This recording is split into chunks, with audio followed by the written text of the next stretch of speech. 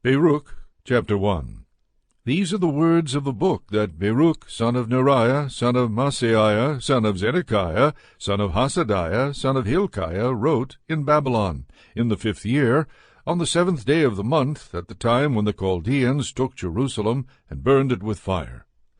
Baruch read the words of this book to Jeconiah, son of Jehoiakim, king of Judah, and to all the people who came to hear the book, and to the nobles, and the princes, and to the elders, and to all the people, small and great, all who lived in Babylon by the river Sud.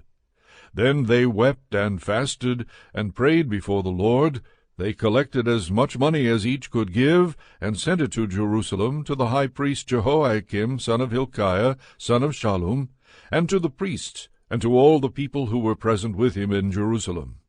At the same time, on the 10th day of Sivan, Baruch took the vessels of the house of the Lord, which had been carried away from the temple, to return them to the land of Judah.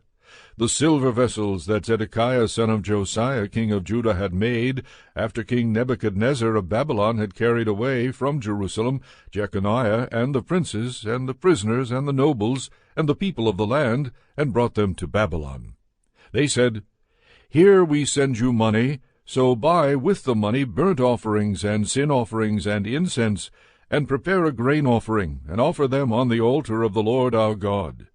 And pray for the life of King Nebuchadnezzar of Babylon, and for the life of his son Belshazzar, so that their days on earth may be like the days of heaven.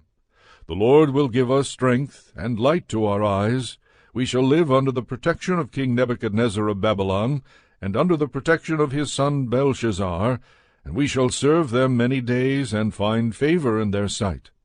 Pray also for us to the Lord our God, for we have sinned against the Lord our God, and to this day the anger of the Lord and his wrath have not turned away from us.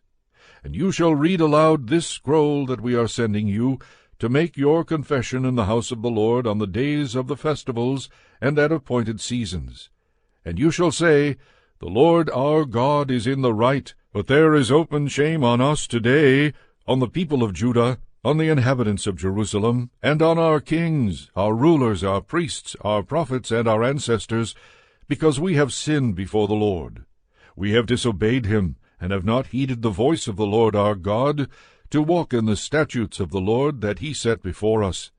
From the time when the Lord brought our ancestors out of the land of Egypt until today, we have been disobedient to the Lord our God, and we have been negligent in not heeding his voice. So to this day there have clung to us the calamities and the curse that the Lord declared through his servant Moses at the time when he brought our ancestors out of the land of Egypt, to give to us a land flowing with milk and honey. We did not listen to the voice of the Lord our God in all the words of the prophets whom he sent to us, but all of us followed the intent of our own wicked hearts, by serving other gods, and doing what is evil in the sight of the Lord our God.